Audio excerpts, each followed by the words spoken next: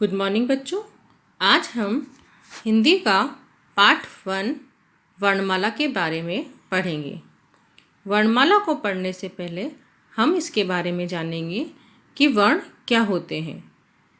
तो बच्चों, बोलते समय हमारे मुंह से कुछ ध्वनियाँ निकलती हैं और ये ध्वनियाँ जब लिखी जाती है तो वर्ण कहलाती है।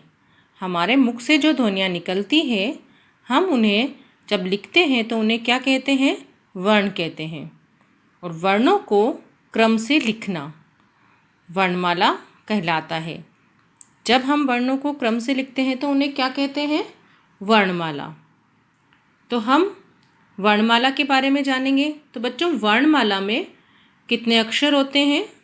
वर्णमाला में 52 अक्षर होते हैं। हिंदी वर्णमाला में कितने प्रकार होते हैं? हिंदी वर्णमाला के स्वर और व्यंजन। हिंदी वर्णमाला के 2 प्रकार होते हैं, पहला स्वर और दूसरा व्यंजन। अब हम जानेंगे कि स्वर कितने होते हैं। तो हिंदी वर्णमाला में स्वरों की संख्या 11 होती है और व्यंजन की संख्या कितनी होती है? हिंदी वर्णमाला में व्यंजन की संख्या 33 होती है। तो बच्चों, ये तो था हिंदी वर्णमाला में स्वर और व्यंजन। अब हम उनके बारे में उनके वर्ण पढ़ेंगे। आइए सबसे पहले हम स्वर के बारे में पढ़ते हैं। अ से औ तक स्वर होते हैं। मैंने आपको बताया कि हिंदी में कितने स्वर होते हैं। हिंदी वर्णमाला में 11 स्वर होते हैं। तो आइए इनका उच्चारण किस तरह से करते हैं हम शुरू करते हैं। सबसे पहले अ। क्या लिखा हुआ है यहाँ? सबसे पहले अ, उसके बाद आ। क्या बोलेंगे उसको? आ से आम होता है ना, इसी तरह इसको क्या कैसे उच्चारण करेंगे इसका? आ। ई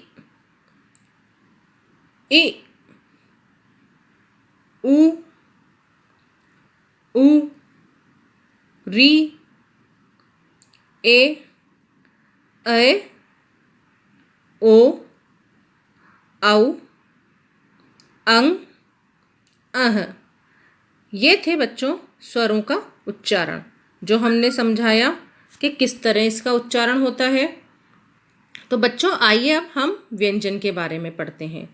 ये है व्यंजन। व्यंजन कितने होते हैं? मैंने अभी आपको बताया था व्यंजनों की संख्या 33 होती है।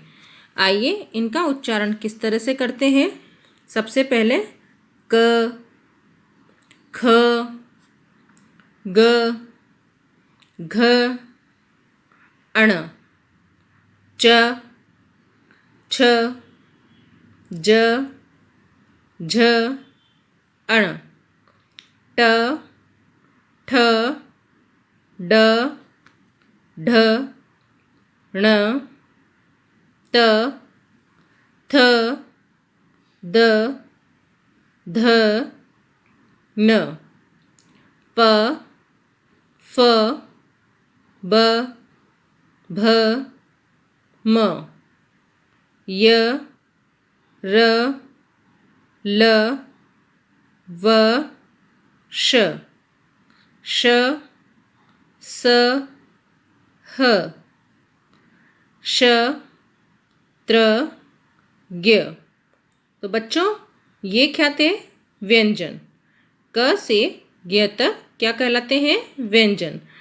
लेकिन बच्चों, यहाँ जो श, त्र, ज्ञ लिखे हुए हैं, ये व्यंजन संयुक्त व्यंजन कहलाते हैं।